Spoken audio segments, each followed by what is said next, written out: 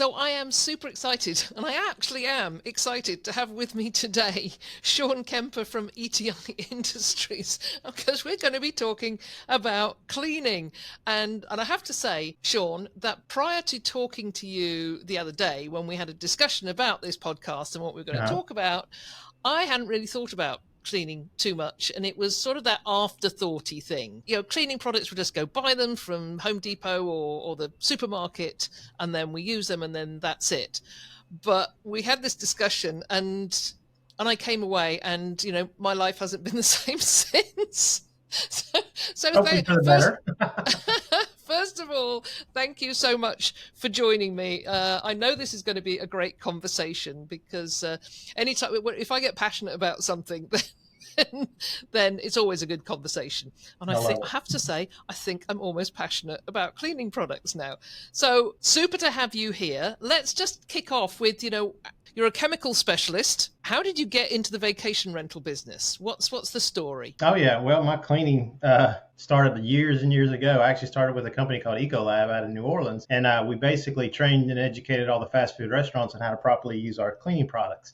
So I did that for several years. Was up in Chicago as a DM for them, and then came down to the family business. Dad asked me to come down here and get this thing going down in South Alabama, which is where we're located. One of my first distributors I picked up was Liberty Linens. They were down on the beach in Orange Beach. And I kind of, after working with them and helping supply them with products and kind of seeing what they were doing, I was like, wow, this is an industry. And this was 15, 16 years ago, if not longer. I was like, this is an industry that is missing a lot of education and training. So right there kind of started my career with the vacation rental. From there, I helped them pick up their customers down along the beach area.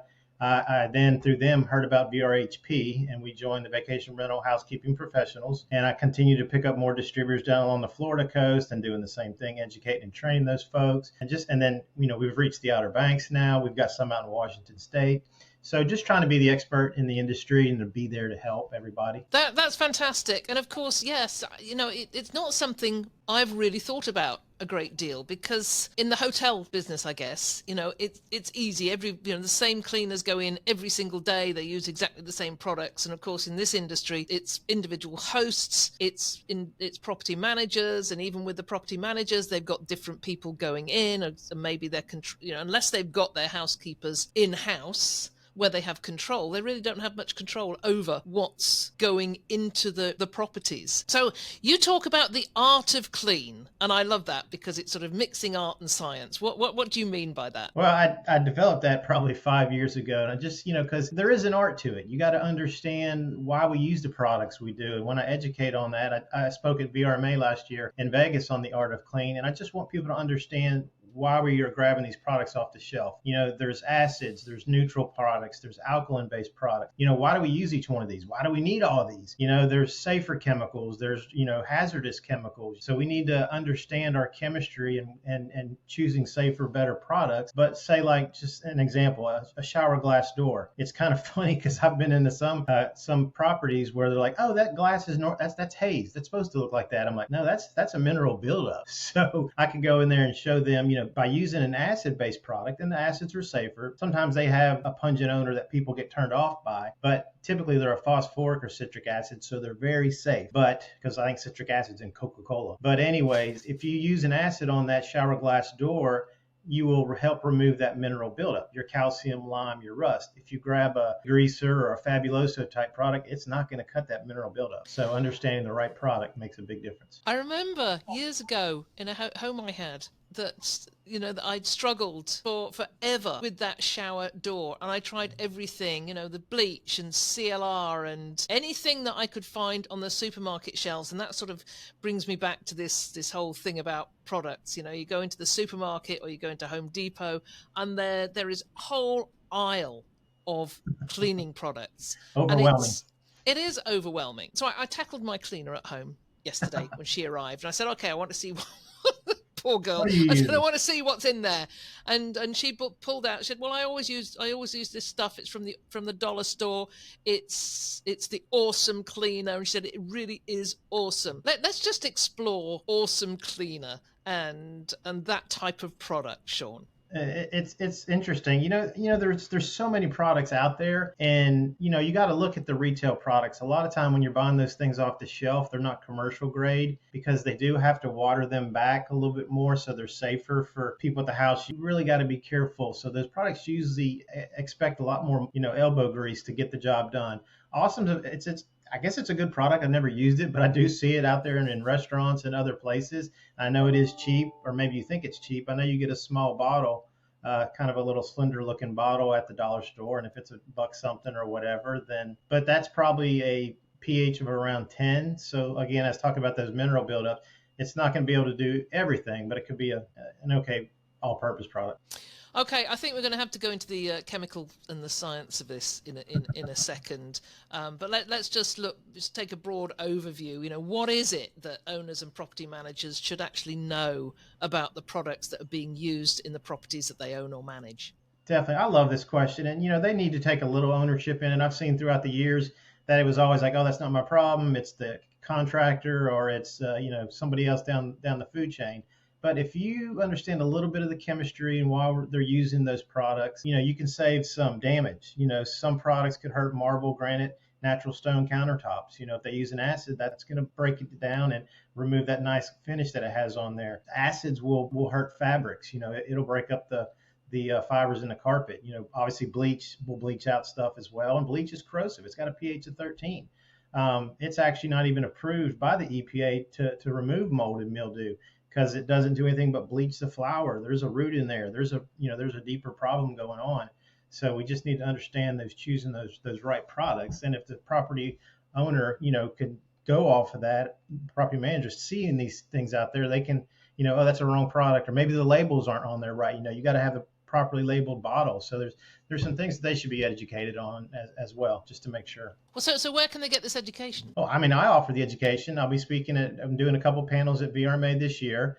I did one for Thanks for Visiting, the girls over there, with it's an Airbnb host group.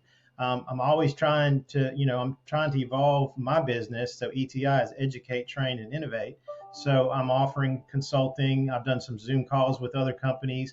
I'm looking at a cleaning service company right now that's on a nationwide growth, and I'm going to do a cleaning portal with them so we could go over floors and the Blackfoot syndrome, mold and mildew, maybe just something as simple as cooktop stoves, or even body oils in a sink and a tub. So just helping everybody educate is what I'm here for. Okay, so we've just got half an hour or so. So we're going to cover off a few of these things and try and get some of this education out there. So you just mentioned the Blackfoot problem. Can you talk about that? What is it? And what can we do about it when they know what it is? What is Blackfoot? Blackfoot is a heavy buildup on the tile and grout floor. So Right. when you're walking in your white socks, or if a baby's crawling around, and then they look at it and they've got that black stain all over it. And then you get your complaints, and you're like, well, I was just there. I mopped it, I swear. So then there's a little bit of issue between the cleaners and the management. But what they need to understand is choosing, definitely during our busy season, is to choose a neutral product and make sure you're diluting it properly. I know people like Fabuloso, and believe it or not, that's a neutral product, but they try to use too much of it, and all that fragrance in that product makes the floor sticky. So you're attracting the dirt and the grease from the kitchens and wherever, getting down on that floor, and it's just putting that heavy buildup.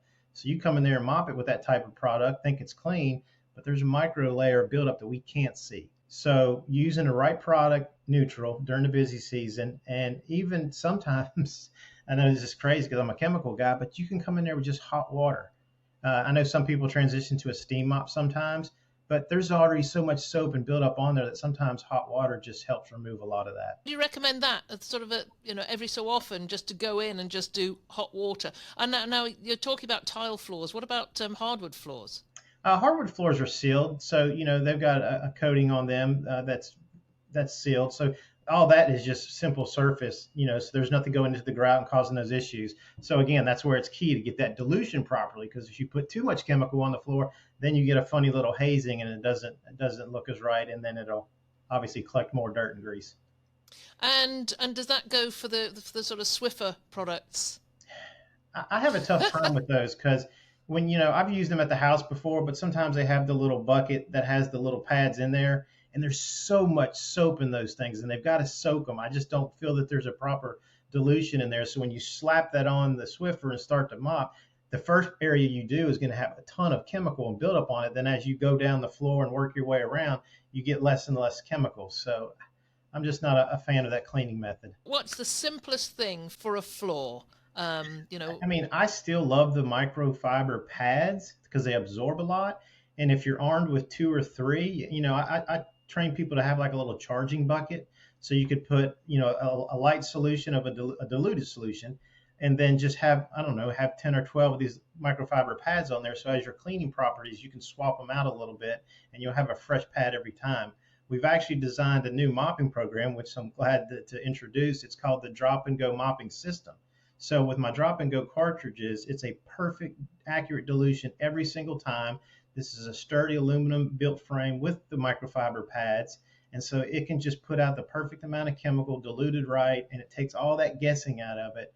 And it really gets the job done quick. tell me about, I've got a robo vacuum cleaner because I've got a dog, and Oh yeah. it's made by Shark. It's called Bruce, of course. So so Bruce runs around and picks up all the dog hair, but it's great. It doesn't take the place of a darn good vacuum, but at least I'm not seeing it all the time. Yeah. But I've seen some of these robo things that are, you put water in them and they do the mopping. What can you say about those? Those are good, but it's tricky in the vacation rental, short-term rental space because Yeah. you got so much more foot traffic, and I haven't personally seen one of those work, so I can't say. But I mean, it's a good concept. If it's something there to help, yeah, I don't know how that would. Yeah, that was really for my benefit. not, I mean, it not probably for does good. vacation. You and your husband and a couple dogs, maybe it could do good. At least it's helping a little bit. Well, absolutely. Let's go a little bit more specific. You've talked about neutral products. You've talked about acid-based products, and I'm still a little bit unsure about, how I go about finding these products if I'm not buying them directly from you. So let's talk about the specific products that you'd perhaps use in different parts of the home, maybe in the kitchen or the bathroom, exteriors, on the appliances.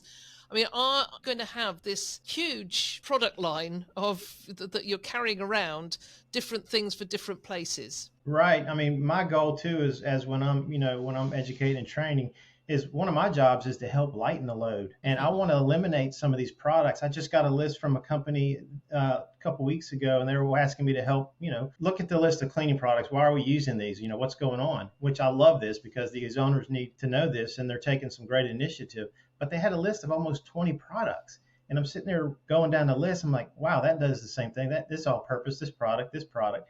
And so there was 5 products that I could have eliminated there with just one of our drop and goes, or just one of maybe just a product that they like using. Maybe, they were all basically all purpose products. A couple of them smelled different, but, and that's where you got to take control as the property management team is like, hey, we don't need, if you have your in-house cleaning, because you really can't tell the Mhm. contractors typically what to use. You could refer and recommend, but, eliminate some of those products so you save money, so you make training easier. I mean, it just really got to kind of dumb down the system sometimes because there's just too many products and everybody's going to complain about something. But you just got to be stern and say, hey, this is what we're going to use. We know it works. It eliminates 4 other products and a lot of money. Yeah, because you go once again into the supermarket, on the supermarket shelves, and you've got something for the kitchen, and then you've got something else for the bathroom. And that makes And sense. I mean, because obviously in our kitchen, if you think of our soil loads, they're greasy.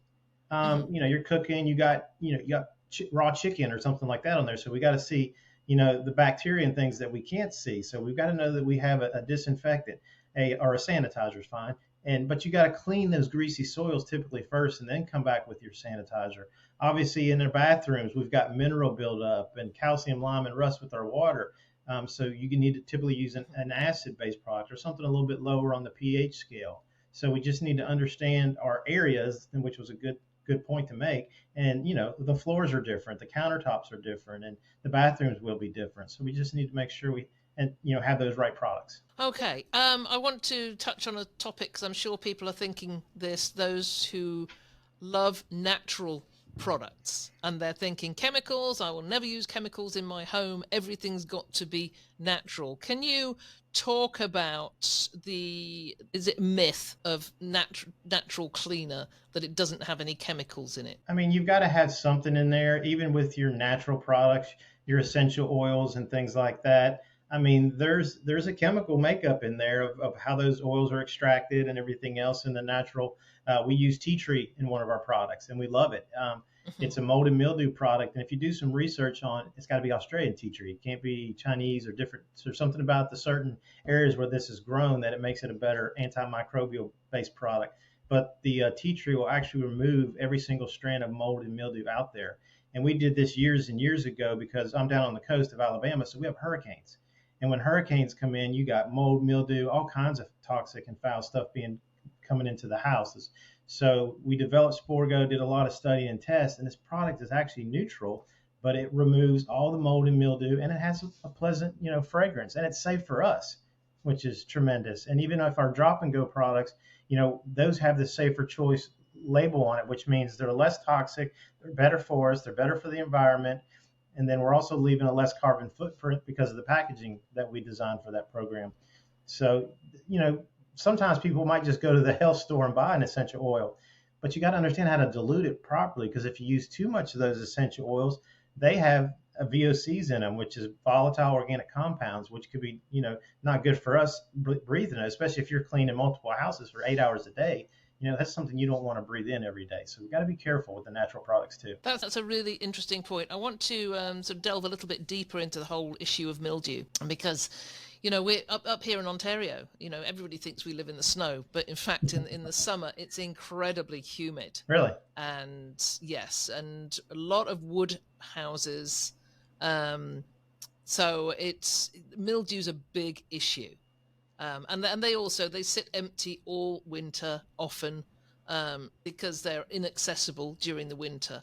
So it just seems that, when I was going out to look at properties, that mildew was probably one of the biggest problems that they faced. So tell me, give me the story of mildew, because I know you've talked about flowers and roots and things. Right. So explain that a bit more. Just understand, there's so many different types of mold and mildews out there. I mean, just there's probably about 1,000. But some just to go, in our showers and tubs, and you start to see that little bit of a pink buildup. That typically isn't a mold or mildew. It's actually a bacteria caused by soap scum. But by utilizing your disinfectants or your Sporgo type products, these will, help remove and eradicate the mold. But again, when you think of mold, it's a flower. So my hand's the flower, and then you got the stem, and then you got the roots. So those are all built grown into the tile and grout.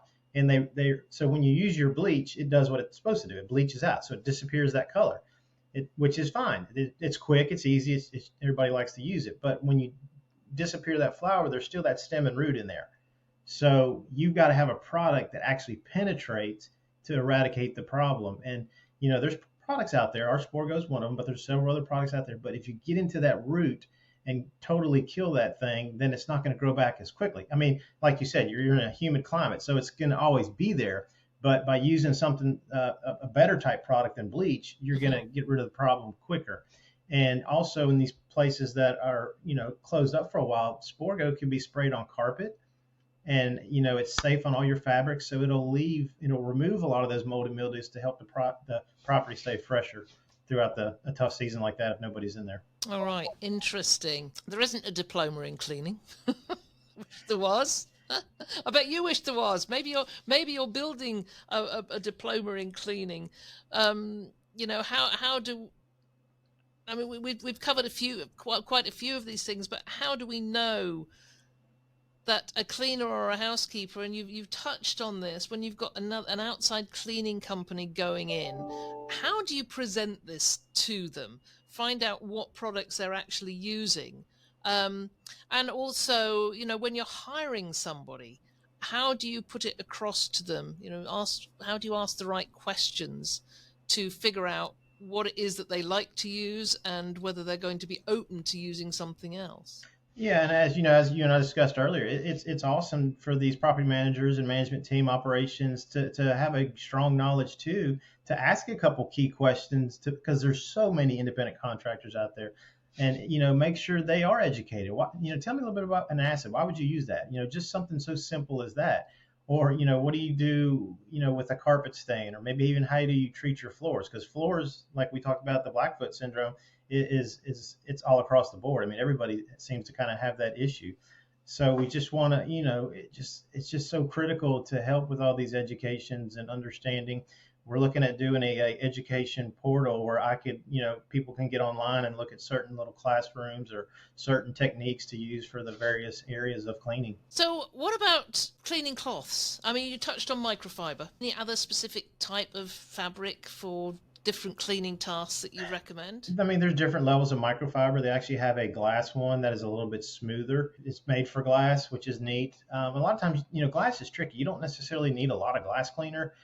Sometimes you can get away with just a microfiber rag and you could buff the glass off real quick. But if you are going to use a glass cleaner with a microfiber rag, be very, very, very minimal. You do not need a lot of chemical. I would do one little mist and then just do the whole mirror or whatever you're cleaning. But a lot of people don't like using microfiber. I've got a casino down here in the Mississippi coast I work with, and if you put a microfiber on her hand, it kind of catches it, drags a little bit from your dry skin maybe, and that just freaks her out. So she won't use it, which is interesting. A lot of people still use paper towels, and that's fine too, but it can be a lot of excess waste and costly. I mean, I still think the microfiber is one of the better cleaning cloths out there. And are the different grades of microfiber? Because you could go into the dollar store, and there's a ton of options. Yeah, and if you look at the blends, I mean, because there are different blends, there's an 80-20, there might be a 70-30, and, depending on what materials they're putting in there as basically a filler, it might not be the best absorbent and might cause other issues too. So you do want to get a decent quality. Yeah, I want to turn to fragrance now. I mean, you mentioned tea tree. I mean, I do love the smell of tea tree, but manufacturers make products with these smells that are meant to be attractive. Some are better than others, for sure. I specifically like a neutral, no smell type of fragrance. Can the fragrance that are in these products, is it necessary? I had known an owner once who had a cleaner who would put the blue cleaner in the toilets before leaving and just leave it there because she wanted the guests to come in and smell the disinfectant so they could they had been cleaned. That's Right. basically what the message that was she was trying to get across. Definitely. And then wondered why there were complaints from guests who said they walked in and the place smells Strong like a chemical toilet. smell. Yeah, yeah. It's bad. And I know our grandparents, everybody loved Pine Sol back in the day, but certain fragrances turn you off. I don't like the pine smell. They do say in our chemical industry that smell sells, because people, our senses, you're gonna, if you smell something that's pleasant and lovely to you, you're gonna want to buy it, and if it works, that's even better. But something that smells good to you might not smell good to the next guest. So you don't want it, and that's why Fabuloso is so overused and so heavy fragrance. But we do want a little bit of a fragrance to freshen up the air. And there's cooking odors and smoke, and there's other things in the air. So choosing, like you're saying, kind of choosing a neutral scent is really nice. Ocean breeze type smells. We've actually worked with our fragrance companies, and they really get nerdy into it. And they go by demographics, by different nationalities, love different types of smells, and it's really kind of tricky. So you want to, and they'll show us studies of people and how this may be an apple or a cinnamon or an orange, grapefruit, whatever these scents are, and they kind of evolve and change over time too. So you got to really make sure you get a decent smell that because the guests like to smell. You have something clean when you walk in, but you don't want it overpowering with chemicals and everything else. I do a short course actually called the first 10 minutes, which is about that First arriving impression. at a property, standing at the front door, opening the door, and then the senses. What happens with the senses when you open the door, and that first impression can have such an impact on the rest of the stay. Huge. And that's where that being very, very careful about the smell. And I've talked to people who said, well, I've got the plug-in air fresheners, and I've said, take them out, Right. please You take walk them in there out. and woo, your eyes are burning. And, again, it smells good to you. You like that fragrance, but, maybe somebody else doesn't. And that'll turn Yeah. somebody off too. What are you covering up? Yes, exactly, exactly. What are you covering up? Just on the topic of odors, what do you recommend for hanging around odors? Sort of things that everybody encounters. Guests have had a big fried breakfast half an hour before they left, so there's that smell of bacon. Maybe the It's a good the smell. smell of I love the smell of bacon. That can stay around forever. Right. But maybe the smell of really spicy food, and then of course if somebody happens to then there's somebody happens to smoke indoors when of course they shouldn't be, but they do, and then pet odors perhaps. What should they do about neutralizing odors? Yeah, there's a couple checkpoints and things we can do mechanically. When you go into that property, if the weather's decent, you could always open up the windows and get some fresh air coming in.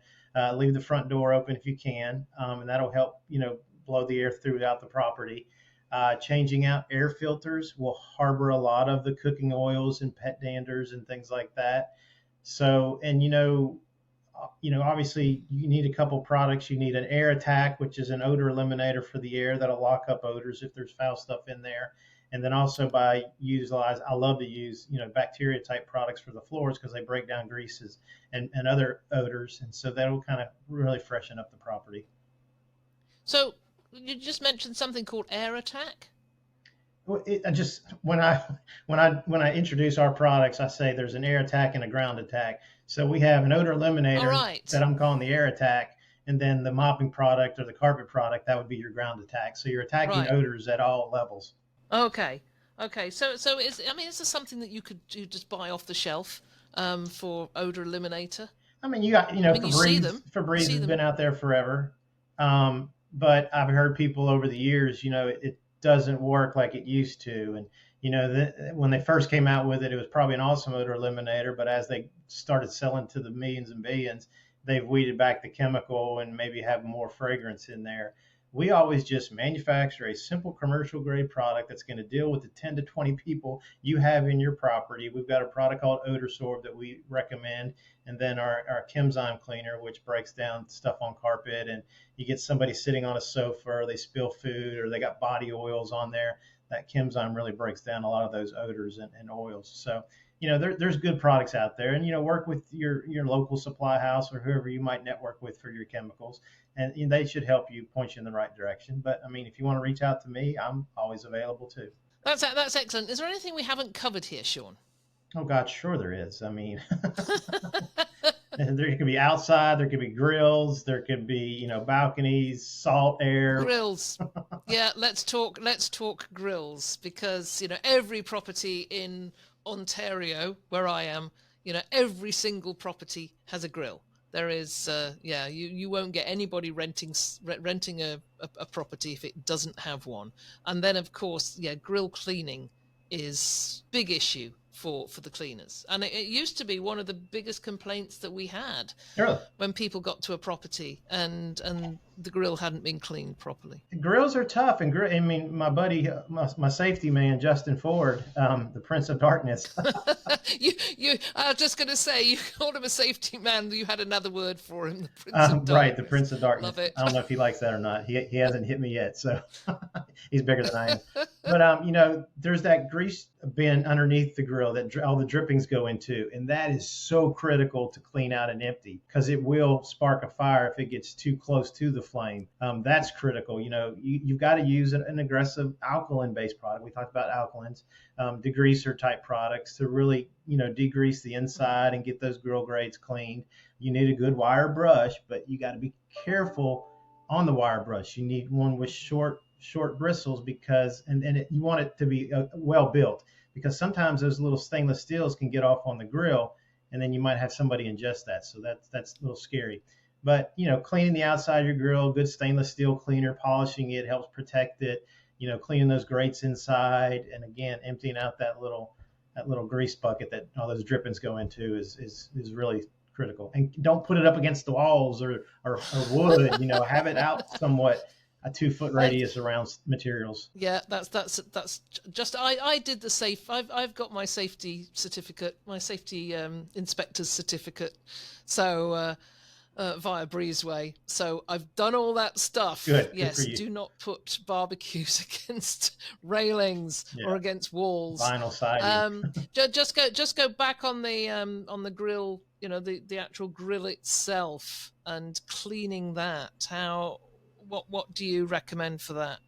I mean, there's, you get you a good. They got the grill brushes. I love the grill brushes. It's got the tough green pad on it. Yeah. And another critical thing is, if you turn that grill on a little bit for maybe 2 to 3 minutes, the heat really helps with your degreaser product to melt Hmm. those cooked on carbons and fats and things like that. And then when you scrub it, it makes that scrubbing a heck of a lot easier. And we really don't have time to take out the grates and soak them. Yeah, exactly. Unlikely, but I know my housekeeper or my housekeeper at one of my properties used to do that. That was the first thing she did. She'd walk in, she'd turn the grill on, and then go and do a little bit of checking through the house, then go That's out, smart. and That's smart. it was easy clean then. But I'm really glad you mentioned the brushes, and I think it was Justin probably who brought up one of those nastier cases where somebody did ingest a bristle from a cheap brush. Do not buy those brushes from the dollar store, and he died. Yeah. And that is, you know, that's the ultimate. But you certainly don't want to be the owner or the manager of a property where something similar to that happens. No, we've got to be So careful. make We got to sure be you buy. We've got to really be diligent and Yeah, have all those safety in place, and also educate and teaching about that to our cleaners, and make sure everybody's aware of it. Communication is huge. yeah, exactly. Okay, so I hope that we've excited everybody now about cleaning and getting the right cleaning products. I'm thinking even for my home. When I come down to Gulf Shores, we shall meet up Yes, we'll and have lunch. I'll take you I to will the get spot. some cleaning products from you to bring home. I'd love to give you a couple samples for the mold and mildew. Yeah, that sounds very good. I'd like to come up and try them out in some of the properties up here. You could get a whole new market up here. So how do people get in touch with you, Sean, and find out more about your education and about the products that you offer, the drop and go products particularly? Yeah, the email address is easy. Sean, SEAN at etisolutions.co. Got to remember to do that .co, not .com. So Sean at etisolutions.co. And we've got a great designed website, the drop and go cleaning products. And it's basically the word drop and then just do the N instead of and, drop and go cleaningproducts.com. You kind of see a lot of our tools and equipment and things that we also offer. But I've got blogs on there. I've got some podcasts, like you and I are doing, that are on there too, that can help educate and learn, from some of our sessions that we've done. I'll be at VRMA this year doing two panels. One will be Wednesday at I think 10:45, which is going to be one of the last ones. So hopefully everybody's not dead and tired and ready to continue learning. But I'm doing that one, and then Dirk Johnson and I also will have one, I believe, on Tuesday. So I'll be down there. Ask me questions, pull me aside. I'm here to help. Well, I will be there, and I will probably come and ask you some more questions. So, yeah, we will meet up then. I'll make sure that all the information on Drop and Go is on the show notes, so that if you're interested in finding out more, you can go take a look at the show notes and check that out. So, anything else you want to add, Sean, before we depart here? No, I think we're good. I appreciate your time and allowing me to help educate and talk about this process, because it is critical. Well, you've inspired me, and hopefully you've inspired everybody else that's listening as well to at least take a look at what they're using and the products that they have. Hopefully not under the sink. Yeah, exactly. Yeah, don't leave them out there.